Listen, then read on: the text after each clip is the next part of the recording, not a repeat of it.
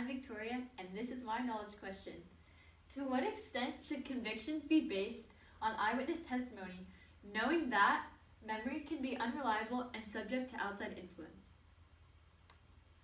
So we're going to start out with some background information. This group is called the Innocence Project, and their main goal is to exonerate wrongly convicted criminals through DNA testing and reforming the criminal justice system in order to prevent future injustice. It was founded in 1992 by Peter Newfield and Barry Scheck, and the Innocence Project really hits home with many convicted felons as well as people around the world, and that can be seen in this quote by Benjamin Franklin. Justice will not be served until those who are unaffected are as outraged as those who are. This means that even though I may not be a convicted felon, I understand that this is a great injustice that's being done all across not only the United States, but the world. So here are some statistics about the United States prison system. So from 1989 to 2018, approximately 2,337 criminal convictions were overturned in the United States, and 75% were overturned due to eyewitness testimony being proven incorrect through DNA evidence. Another way that a conviction can be overturned is through new evidence such as video surveillance with a time and date stamp in order to verify that the person has an alibi, or if a new witness comes forward with their own factual information about the crime, that can also help a convicted felon become a free person, which is super important, and it's the main goal of the Innocence Project. As well as many states, about 24 have instituted new reforms in the United States in order to help prevent eyewitness testimony from becoming such a main source of reliability in the courtroom. So the last statistic that we have is that in 2018 alone, the United States courts at every single level, from federal to supreme, convicted roughly 2.5 million people. That's a lot, and although it seems like 2,037 from 1989 to 2018 is not a lot, it really is a huge difference in that person's life. So Harvard University psychology professor Daniel Schacter created the 7 Sins of Memory. It's his book, and in it he describes, well, do we actually know what we remember? Well, not really. For example, the first sin of memory is the concept of transience, which means that over time you really start to lose a memory of something. So my 4-year-old birthday party, I don't really remember that, even though I think I might. The next one is absent-mindedness, and it's the most important because it's a lapse of attention that results in it results in you not being able to remember specific details. So if I see someone walk by on the street, do I remember what their face looks like the next day? Not really, especially if you live in New York City. This is a really common thing with mugging crimes because you might see someone blast by and remember, oh, they have black hair, but did they? Did they have red hair, blonde hair? It's really hard to remember if you were just looking at your phone and walking, and then suddenly you have to remember something extremely small. The next sin of memory is this concept of blocking, which means that it's on the tip of your tongue and you want to remember it, but you can't. And this is a really common thing where if you're trying to remember someone's name, oh, I met that girl yesterday and she looks like, she's tall. What's her name? It's that.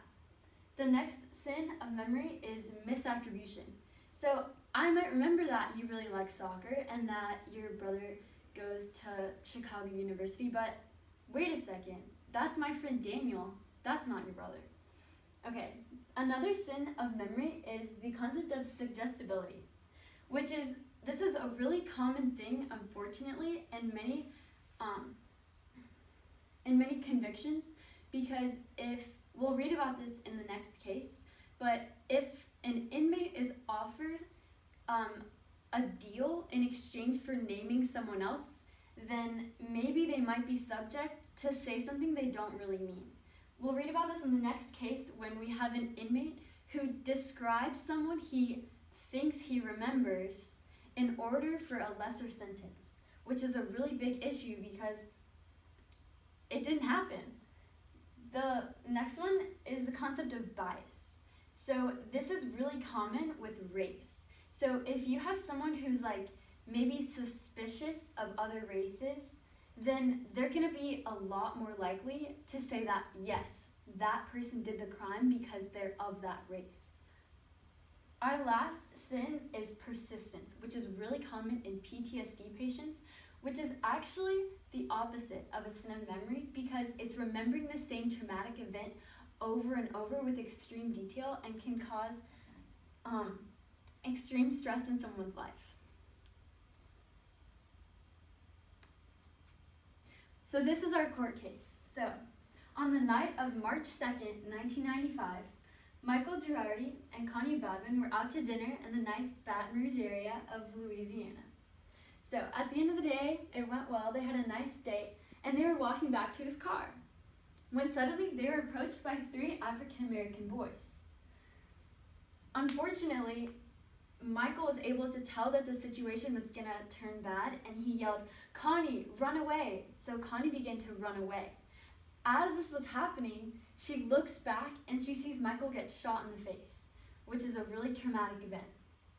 A few weeks later, on March 28, this man named Sharif Cousin was convicted, but why? So it turns out there was another inmate that was a former friend of Sharif Cousin. We talked about this in the last slide. His name was James Rowell, and in exchange for a lesser sentence, he named a person that the police should look into, even though he wasn't actually there. So, once he was named by James Rowell, Connie was able to come back to the police station, and she correctly picked Sharif Cousin out of the lineup, and he went to trial. So on January 26, 1996, after a long few months, a jury convicted Sharif Cousin of murder, despite there being a video alibi of him playing basketball at the time of the murder. So it seems like the jury would be able to believe that there was a video with a timestamp. However, the prosecution was like, well, wait a second, how do we know that timestamp is real?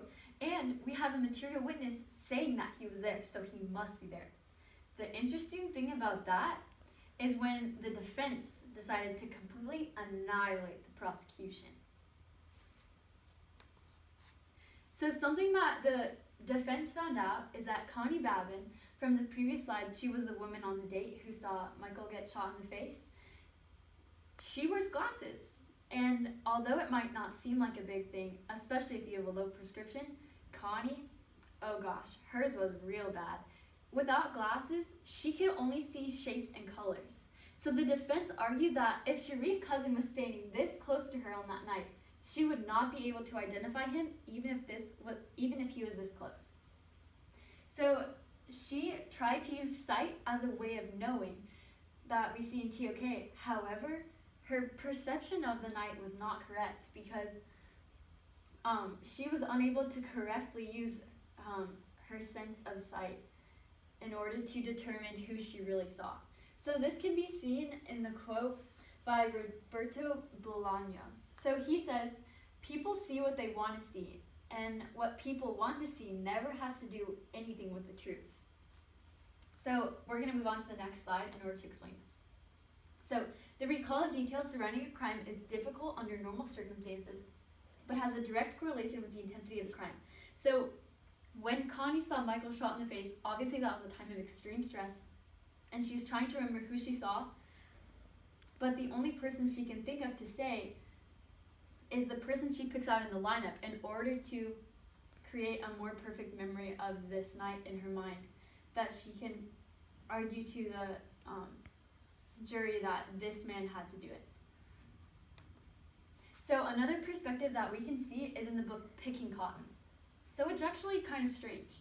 So there was a woman, her name was Jennifer Thompson, and in 1984, someone broke into her apartment and raped her. It was a really awful story. However, She thinks that she remembered her assailant. However, she didn't. And in fact, Ronald Cotton had to serve 10 years in prison for a crime he did not commit. Because DNA testing was not around in order to prove him as the assailant, or if he was not. So after the event, the two actually became friends and wrote a book in order to better help other people that needed to prove eyewitness testimony was incorrect.